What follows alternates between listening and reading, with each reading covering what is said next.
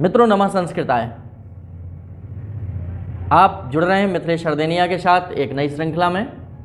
अभी तक आपने पेडागॉजी में शिक्षण सूत्र पढ़े होंगे। संस्कृत की पेडागॉजी है, शिक्षण संस्कृत की शिक्षा शास्त्र है। इसमें शिक्षण सूत्र के बाद अब मित्रों कुछ अधिगम साधन पढ़ने हैं। तो अधिगम साधन के लिए आगे बढ़ते हैं। कौन कौन से अधिगम साधन होते हैं, अधिगम आप समझ ही चुके हैं। वैसे मित्रों अगर हम तो व्याकरण वाले हैं तो अधिगम शब्द का डिसेक्शन करें, ऑपरेशन करें, तो अधि और गम दो शब्द हैं उसमें। तो अधि मीन्स होता है अधिक, अत्यधिक के लिए अधि उपसर्ग का प्रयोग किया जाता है। और गम मीन्स होता है जाना, गम धातु जाने के लिए है। तो अधिगम शब्द का वास्तव में अर्थ होता है अधिक जाना। अब अधिक जाने से यहाँ मतलब क्या है? मतलब इतना बेहतर तरीके से अध्यापन कार्य किया जाए कि छात्रों तक ज़्यादा पहुँचे, बेहतर पहुँचे, अच्छे तरीके से पहुँचे, वो है वास्तव में अधिगम, जिसको हम लर्निंग प्रोसेस कह देते हैं, सीखना। तो सीखने में उन कुछ साधनों का प्रयोग करना पड़ता है। यदि उन साधनों का प्रयोग ना करें तो फिर पुराने आश्रमों जैसी शिक्षण व्यवस्था हो जाएगी, जो वर्तमान समय के लिए उचित नहीं है। वर्तमान समय कलयुग है, कलपुर्जों का युग है, मशीनी युग है। तो हमें कुछ अधिगम साधनों का प्रयोग करना होगा। जैसे आप भी यहाँ अधिगम कर रहे हैं, तो आप मोबाइल से देख रहे हो या आप कंप्यूटर में देख रहे हो। तो कहीं ना कहीं अगर कंप्यूटर से देख रहे हो या मोबाइल से देख रहे हैं आप, तो आप किसी न किसी अधिगम साधन का प्रयोग तो कर रहे हैं, और यही साधन ही अधिगम साधन है। तो इसमें अपना ये दूसरा टॉपिक है संस्कृताध्यापनस्य कहा कम केन काय कात कस्य। षष्ठी विभक्ति। कर्ता ने कर्म को करण से, संप्रदान को के लिए, अपादान से अलग, संबंध काके की रारेरी नानेनी। तो मतलब संस्कृत अध्यापन की, अधिगम की या के, काकी के तीनों है ना। तो संस्कृत अध्यापन के अधिगम साधनानी, अधिगम साधन मतलब संस्कृत अध्यापन के अधिगम साधन। अब इसमें देखें, प्राचीन काले शिक्षकस्य ऐसा कामना आसीत्। पुराने समय में शिक्षकों की ऐसी कामना थी कि यत् अध्यापनम प्रभावपूर्णम स्यात् इति, कि इससे अध्यापन प्रभावपूर्ण हो सकता है। प्राचीन काले शिक्षकस्य ऐसा कामना आसीत्। प्राचीन काल में भी शिक्षक की यही कामना थी कि यद अध्यापनम प्रभावपूर्ण से आती थी, जिससे अध्यापन प्रभावपूर्ण हो, कुछ ऐसा पढ़ाया जाए कि वो बच्चों को प्रभावित करे, पढ़ने वाले को प्रभावित करे। शिक्षा तत्वज्ञ, शिक्षा तत्वज्ञ मतलब शिक्षा शास्त्री या शिक्षा के जानकार या शिक्षा के विद्वान। पेस्टालॉजी शिक्षा या पदार्थानां प्रत्यक्षानुभवम प्रबलम मन्यते। शिक्षा तत्वज्ञ पेस्टालॉजी शिक्षा को पदार्थ और प्रत्यक्ष के अनुभव पर बल देते हैं। पोलैंड देशस्य शिक्षा शास्त्रज्ञ कैमेनियसः कथयति। पोलैंड देश के शिक्षा शास्त्री कैमेनियस कथयति माने कहते हैं कि यत् समस्त्यापि अधिगमस्य आधारः इंद्रिय ज्ञान द्वारा साक्षात्कारः, कि समस्त्यापि अधिगमस्य मतलब सब कुछ सीखने का आधार इंद्रिय ज्ञान द्वारा साक्षात्कार होना चाहिए। मतलब जो भी ज्ञानेंद्रियां या कर्मेंद्रियां हैं, यदि उनका साक्षात्कार होने लगे तो ये सबसे अच्छा आधार होगा अधिगम का। इंद्रिय ज्ञान द्वारा मूर्त रूपस्य ग्रहणेन अधिगमः सुगमो भवति। इंद्रिय ज्ञान के द्वारा मूर्त रूपस्य ग्रहणेन, मूर्त रूप में ग्रहण करने में अधिगम सुगम होता है। दृश्य श्रव्य साधना नाम प्रयोगेण, दृश्य श्रव्य साधन के प्रयोग से संस्कृत शिक्षणम अध्ययनम चा मतलब संस्कृत शिक्षण में और अध्ययन में प्रभावशाली रोचकंचा भवति, प्रभावशाली और रोचक होता है। अगर हम संस्कृत शिक्षण में किसी अधिगम साधन का प्रयोग करते हैं तो ये प्रभावशाली और रोचक होता है। निम्नोक्त कारण है दृश्य श्रव्य साधनानि महत्वम भजन्ते। हम निम्न कारणों से दृश्य श्रव्य साधनों का महत्व भजते हैं। कहते नहीं कि तुम नहीं को काय भजत, उन्हीं को भजते रहते दिन भर। तो हम भजते हैं तो किन कारणों से दृश्य श्रव्य साधनों का महत्व भजते हैं? तो इन कारणों से, नीचे लिखा हुआ निम्नोक्त कारण है, निम्नलिखित कारणों से। लब्धम ज्ञानम परिपुष्टम स्यात्। लब्धुम माने प्राप्त ज्ञान जो होता है वो परिपुष्टम स्यात्, पुष्ट होता है, मजबूत होता है। अगर हमें कंप्यूटर के बारे में बताना है तो अलग बात हुई, लेकिन हमने कंप्यूटर सामने ही रख दिया है लाके। तो कंप्यूटर के बारे में पढ़ाना और कंप्यूटर सामने रख के कंप्यूटर को चला के दिखाना, तो मित्रों दोनों में तो बहुत अंतर होगा। तो फिर अधिगम साधन आवश्यक है। तो लब्ध ज्ञानम परिपुष्टम स्यात्, इससे जो प्राप्त ज्ञान होता है वो परिपुष्ट होता है। अध्ययन समये श्रवण इंद्रियस्य दर्शनेन्द्रियस्य च आकर्षणम। अध्ययन के समय जो सुनने की इंद्री होती है और जो देखने की इंद्री होती है उनमें आकर्षण होता है, उन्हें अच्छा लगता है, आकर्षित होते हैं वो। संस्कृत शिक्षण उपयुक्तानि दृश्य श्रव्य साधनानि। संस्कृत शिक्षण में उपयुक्त दृश्य श्रव्य साधन। पाठ्यवस्तु सार्थकम सुगृहाश्च कर्तव्यम। पाठ्यवस्तु सार्थक और सुगृह होना चाहिए, करनी चाहिए। शिक्षणम प्रभावपूर्ण स्यात्, और शिक्षण प्रभावपूर्ण होना चाहिए। अब दृश्य साधनानि, इसमें लिखा है दृश्य साधनानि मतलब देखने वाले जो साधन है, और मित्रों एक होता है श्रव्य साधन जो सुनने वाला साधन है, और एक होता है दृश्य श्रव्य साधन मतलब उसे देख भी सकते हैं और सुन भी सकते हैं। जैसे टीवी है, टेलीविज़न, दूरदर्शनम, या दूरदर्शना, तो दूरदर्शन को हम क्या देख भी सकते हैं और सुन भी सकते हैं, तो वो दृश्य श्रव्य में आएगा। अद्य ग्रहे ग्रहे टीवी भवन्तु किंतु दूरदर्शनानि कार्यक्रमाणि परिवार सह दर्शनीया न भवति। नग्नानि कार्यक्रमाणि चित्राणि दर्शनीया परिवारेण सह दर्शनीया न भवति। टीवी तो घर घर है, लेकिन उसमें कुछ ऐसे कार्यक्रम आते हैं जो हम पूरे परिवार के साथ बैठकर नहीं देख सकते हैं, ये एक समस्या है दूरदर्शन में। देखें दृश्य साधन कौन से हैं? वर्णानाम पदार्थानां च स्वरूपम प्रदर्शयितुम। वर्णों के पद पदार्थ के स्वरूप को दिखाना चाहिए। मतलब सीधी बात है कि जिस चीज़ को हम पढ़ा रहे हैं उसको हम साक्षात दिखा दें। हाँ, लेकिन साक्षात दिखाएं, लेकिन ऐसा भी नहीं कि हम हाथी पाठ पढ़ा रहे हैं और आप हाथी ही लेके आ जाओ।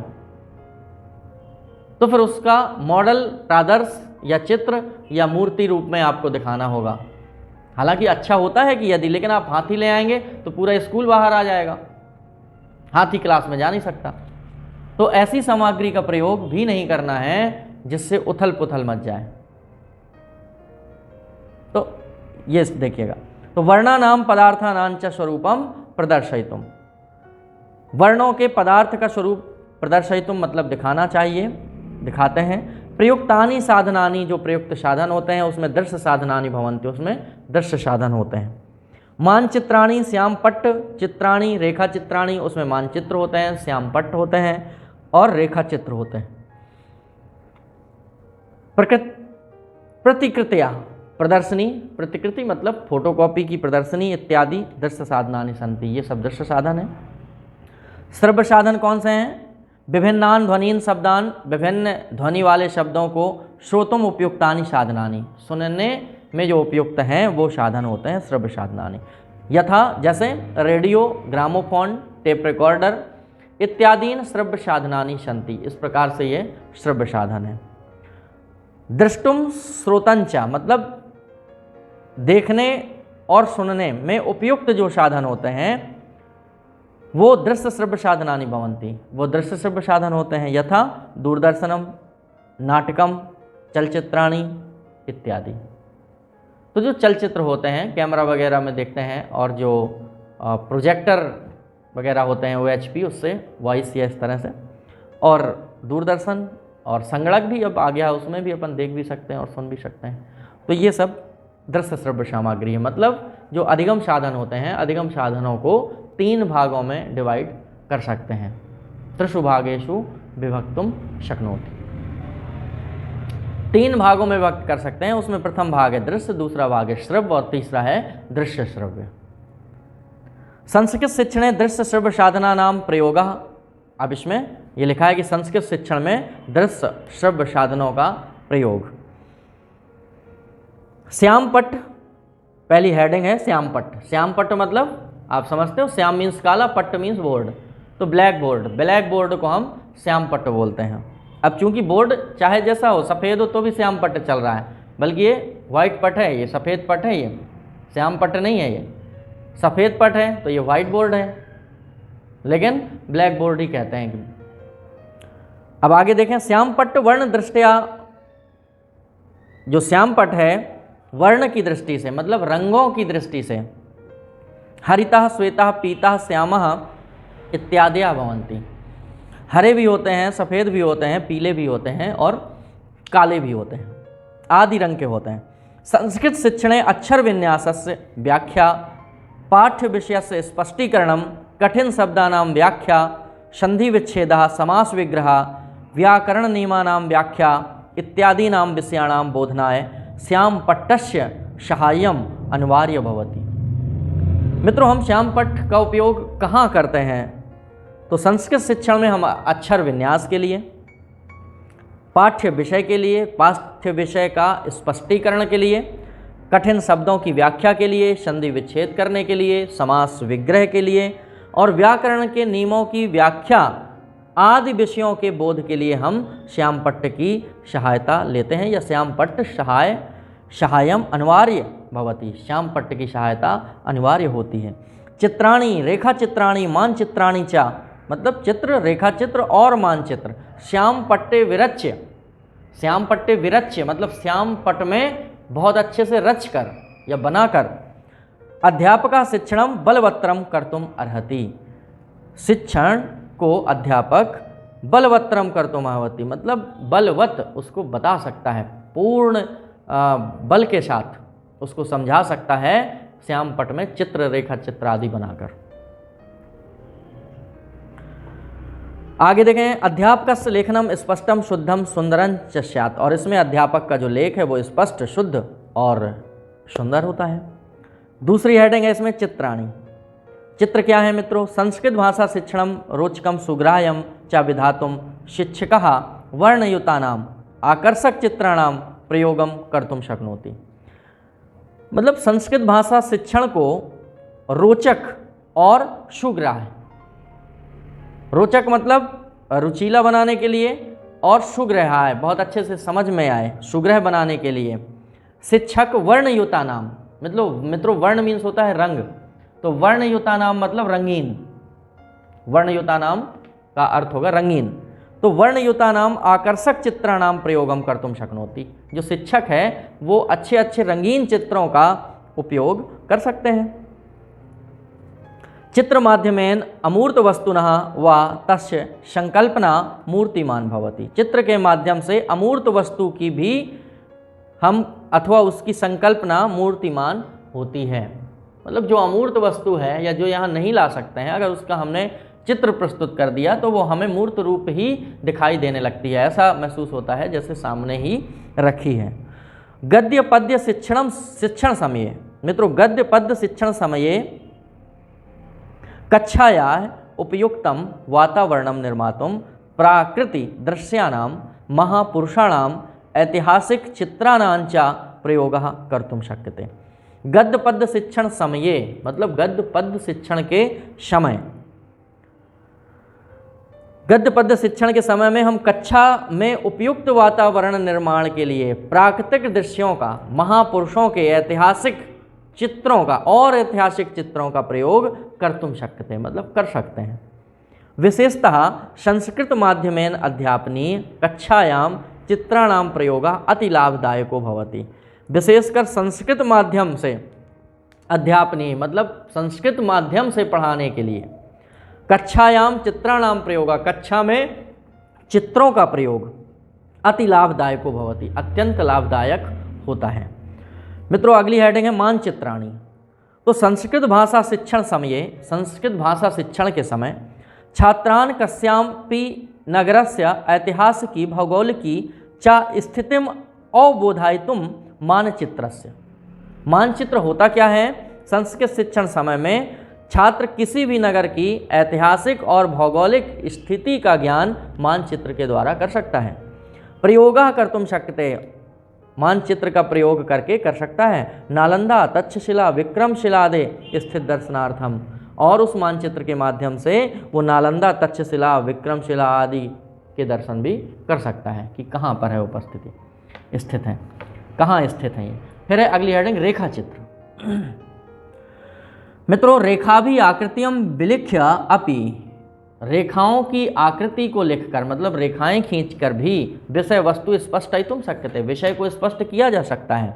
कस्मिन् अपि विधे, किसी भी विधे कस्मिन् अपि विधे वर्गीकरणस्य, किसी भी विधा को वर्गीकृत करने के लिए, प्रदर्शनार्थम दिखाने के लिए, या किसी भी विधा का वर्गीकरण दिखाने के लिए रेखा चित्राणि सहायकानि भवन्ति। रेखा चित्र मतलब जो सारणी बनाते हैं, 3 कॉलम बना दिए तो ये रेखा चित्र कहलाएंगे। तो सहायकानि भवन्ति, यथा माने जैसे। ये मित्रों शिक्षण सूत्र मिटा देते हैं क्योंकि अब अधिगम साधन चल रहे हैं। तो यहाँ रेखा चित्र सहायकानि भवन्ति, रेखा चित्र सहायक होते हैं। व्याकरण शिक्षणे संधि समास प्रत्योपसर्गादि भेद प्रदर्शनार्थम पाठे आगता है। जो पाठ में आए हुए प्रत्यय हैं, उपसर्ग हैं, संधि समास हैं व्याकरण शिक्षण में, एतादृशा शब्दा है, इन शब्दों को ये आकृति भी संबंधिता विद्यन्ते, इस सारणी के माध्यम से या रेखा चित्र के माध्यम से समझा सकते हैं। यथा जैसे आयताकार, वृत्ताकार, गोलाकार आदि, और आयताकार, वृत्ताकार, गोलाकार बनाकर भी समझा सकते हैं। अगला है प्रतिकृति। प्रतिकृति मतलब उसी की बिल्कुल फोटोकॉपी। यथा प्रकारेण, उसी प्रकार, शैक्षिक भ्रमणेन छात्रा कस्यापि पर्वतीय स्थलस्य औद्योगिक स्थलानां शैक्षिक संस्थादीनां साक्षात दर्शनेन ज्ञानम प्राप्नुवन्ति। मतलब किसी शैक्षिक भ्रमण में छात्र किसी भी पर्वतीय स्थल का या औद्योगिक स्थल का या शैक्षिक संस्था आदि का साक्षात दर्शनेन ज्ञानम प्राप्नुवन्ति, साक्षात दर्शन करके ज्ञान प्राप्त करते हैं। तथैव पाठे आगता नाम कतिपय अंशा नाम, तब पाठ में आए हुए किसी अंश का ऐतिहासिक स्मारक आदि नाम, ऐतिहासिक स्मारक आदि की प्रतिकृति प्रस्तुति करते हैं, मतलब उसकी फोटो कापी या छाया प्रति प्रस्तुत करके छात्रेभ्यः वास्तविक ज्ञानम दातुं शक्यते, छात्रों को वास्तविक ज्ञान दे सकते हैं। जैसे हमें सांची के स्तूप पढ़ाने, तो सांची के स्तूप की हम फोटो दिखाकर या फोटोकॉपी दिखाकर बता सकते हैं कि मित्रों ये सांची के स्तूप हैं, अशोक ने बनवाया था। अशोक ने मध्य प्रदेश में 3 जगह स्तूपों का निर्माण करवाया था, भरहुत, वैस्या टेकरी और सांची। तो ये सांची में है, सांची में 3 स्तूप बनवाए थे, 2 बने हुए हैं, 1 अधूरा है। इस तरह से आप सांची के बारे में पढ़ा सकते हो चित्र को दिखाकर। मित्रों अगली हेडिंग है आकाशवाणी। आधुनिक वैज्ञानिक युगे विभिन्न विषयाणाम शिक्षणाएँ। आधुनिक वैज्ञानिक युगे मतलब आधुनिक वर्तमान समय में जो वैज्ञानिक युग है उसमें विभिन्न विषयों के शिक्षण के लिए, विभिन्न विषयाणाम शिक्षणाएँ मतलब विभिन्न विषय के शिक्षण के लिए आकाशवाण्या उपयोगा क्रियते, आकाशवाणी का उपयोग करते हैं। भाषा विशेषज्ञ है विद्वांसा, भाषा विशेषज्ञ विद्वान प्रत्येकम विद्यालयान गंतुम न प्रभवन्ति, प्रत्येक विद्यालय नहीं जा सकते हैं। जो भाषा के या किसी भी विषय के जो विद्वान होते हैं, अब वो हर स्कूल तो नहीं पहुंच सकते ना, तो प्रत्येकम विद्यालयान गंतुम न प्रभवन्ति, प्रत्येक विद्यालय में नहीं पहुंच सकते हैं। अतः तेषां छात्राणां कृते, अतः छात्रों के लिए उपयोगी भाषणानि आकाशवाण्याम प्रसार्यन्ते, तो उनके जो भाषण होते हैं जो छात्रों के लिए उपयोगी होते हैं वो आकाशवाणी से प्रसारित होते हैं। संस्कृत वार्ता नाम, संस्कृत वार्ता नाम मतलब संस्कृत वार्ता में, साहित्यिक कार्यक्रमाणाम साहित्यिक कार्यक्रमों में, संस्कृत पाठनांचा और संस्कृत पाठन में, आकाशवाण्या प्रसारता नाम आकाशवाणी से प्रसारित, श्रवणस्य प्रवृत्ति सुनने की प्रवृत्ति, अध्यापकेन छात्रेषु उत्पादनीया, अध्यापकेन कह कम केन, कर्ता ने कर्म को करण से, तो अध्यापक से छात्रेषु मतलब छात्रों में, उत्पादनीया मतलब उत्पादित होती है। मतलब अध्यापकों को संस्कृत के प्रति रुचि जागृत करना चाहिए छात्रों में, जिससे उनकी रुचि का ज्ञान हो, और आकाशवाणी के लिए जो है तैयार करना चाहिए सुनने के लिए। मित्रों अगला या अगली हेडिंग है ग्रामोफोन। श्रव्योपकरणेषु, श्रव्य उपकरणों में ग्रामोफोनस्य स्वकीय महत्वम अस्ति, ग्रामोफोन का महत्व भी स्वीकार किया गया है। केनचित् द्रव्येण निर्मिते चक्रे, केनचित् द्रव्येण निर्मिते, कुछ पदार्थ से निर्मित चक्रे मतलब एक चक्र टाइप का गोल, रेखा रूपेण ध्वनि नाम मुद्रणम कृते, इसमें रेखा के रूप में ध्वनियों का मुद्रण किया जाता है। मित्रों जैसे सीडी नहीं, ऐसी एक चकती गोल बनाई जाती थी वो ग्रामोफोन में, उसमें रेखाएं खींची रहती थी, तो उन रेखा के रूप में कुछ ध्वनि सुरक्षित रखी जाती थी। तो ध्वनि नाम मुद्रणम क्रियते। भाषा शिक्षण में वार्तालाप में, संवादे कविता वचने, संवाद में कविता वाचन में, श्लोक पठने और श्लोक पठन में चा अस्य उपयोग कर्तुम शक्यते, और इसका उपयोग कर सकते हैं। संस्कृत पद्यानि गानानि, संस्कृत पद्यों में गानों में, विदुषाम व्याख्यानानि, विद्वानों की व्याख्या में, अनेन यंत्रेण श्रोतुम शक्यते, इस यंत्र के द्वारा हम सुन सकते हैं। अत्र मुद्रितम स्थिरम भवति, इनका जो मुद्रण होता है वो स्थिर होता है। नाटकम, नेक्स्ट हेडिंग है नाटक। संस्कृत शिक्षणे नाटकस्यापि महत्वम अस्ति, संस्कृत शिक्षण में नाटक का भी महत्व है। मित्रों नाटक तो फिर संस्कृत में आपने भरत मुनि ने नाट्य लिखा ही है, नाट्य शास्त्र, रस सिद्धांत जिन्होंने दिया, तो नाटक से ही रस सिद्धांत निकला है, रस के जनक ही हैं भरत मुनि। तो संस्कृत शिक्षण नाटकस्यापि महत्वम अस्ति, संस्कृत शिक्षण में नाटक का भी महत्व है। शिशुपाल वधम, मेघदूतम, अभिज्ञान शाकुंतलम इत्यादीन अनेकानि नाटकानि रंगमंचे अभिनेतुम शक्यन्ते। हम शिशुपाल वध, मेघदूत, अभिज्ञान शाकुंतलम अनेक प्रकार के नाटक रंगमंचे अभिनेतुम शक्यते, रंगमंच से इनका अभिनय कर सकते हैं। वाचिक, आंगिक, सात्विक, आहार या चेती चतुर्विद्यो अभिनयो वर्तते। 4 प्रकार की विधा अभिनय की होती है मित्रों, ध्यान रखिएगा, ये नाटक के भेद हैं ये। तो 4 प्रकार की विधा होती है नाटक में, उनके ये नाम लिखे हुए हैं, ठीक है। तो इस तरह से आप 4 प्रकार के नाटक, जो वाचिक, आंगिक, सात्विक और आहार, इन चारों विधाओं में अभिनय कर सकते हैं। इसके बाद है टेलीविज़न। टेलीविज़न मतलब दूरदर्शनम, टीवी जिसको बोलते हैं।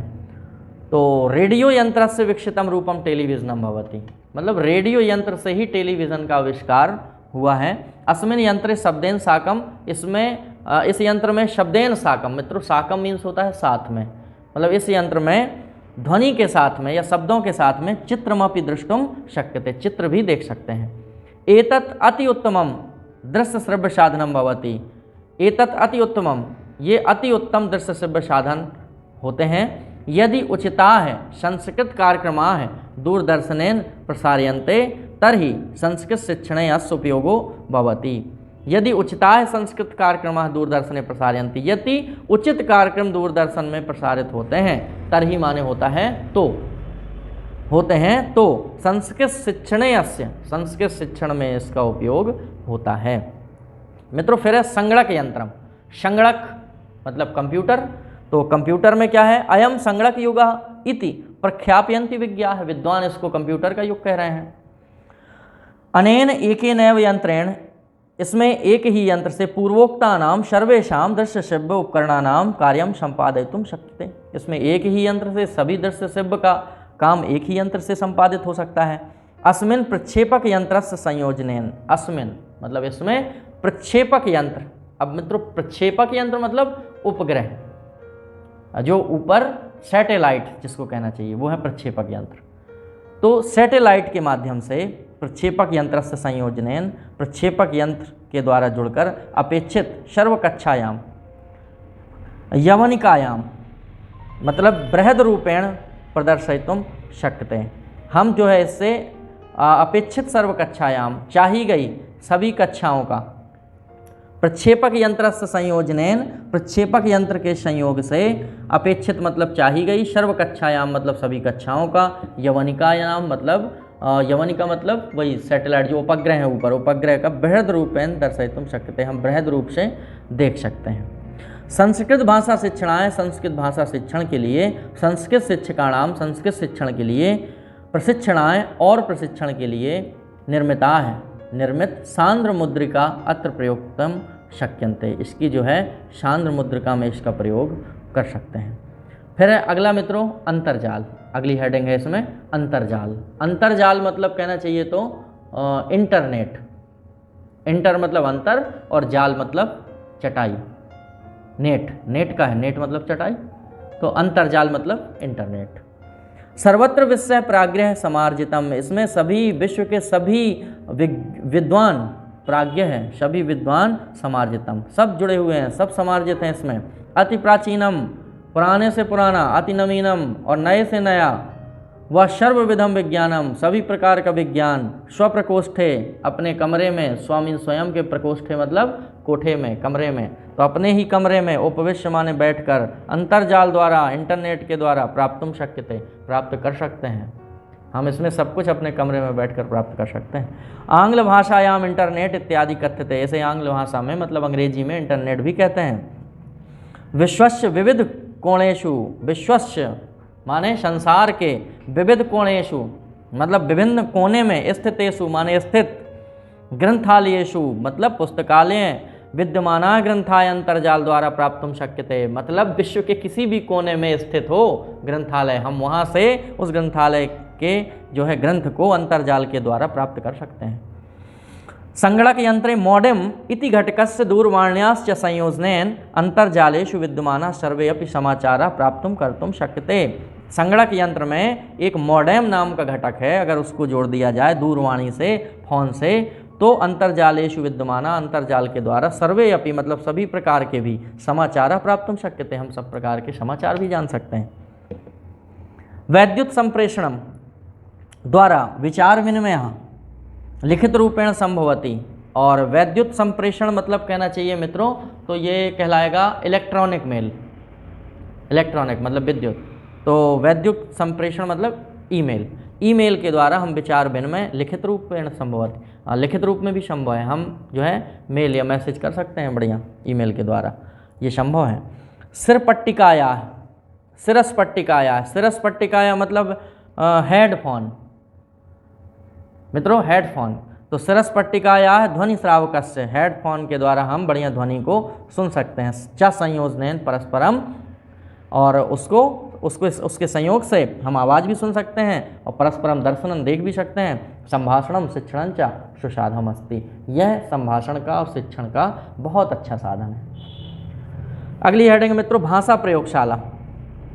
मित्रों भाषा प्रयोगशालायाम दृश्य श्रव्य साधना नाम प्रयोगो क्रियते, भाषा प्रयोगशाला में दृश्य श्रव्य साधन का प्रयोग करते हैं। अद्यत्वे, इसमें भाषा प्रयोगशाला या श्रव्य साधनेन से, जो अद्यत्वे, अद्य मीन्स वर्तमान में, या आज, अद्य मीन्स आज होता है, आज के समय में भाषा प्रयोगशाला में श्रव्य साधनेन, श्रव्य साधन से, श्रव्य साधन के साथ दृश्य सुविधा अपि मतलब देखने की सुविधा भी विद्यते मतलब है। अतः यम दृश्य श्रव्य साधने अपि आयाति, अतः यह दृश्य श्रव्य साधना में आएगा। मित्रों ये हुए आपके अध्यापन के अधिगम साधन। तो आज केवल इस वीडियो में हम आपको अधिगम साधन देंगे, और इसके बाद अगले टॉपिक की ओर जाएंगे। तो अगले टॉपिक में मूल्यांकन से संबंधित पढ़ेंगे। मित्रों मिलते हैं अगले वीडियो में, तब तक के लिए नमस्कार।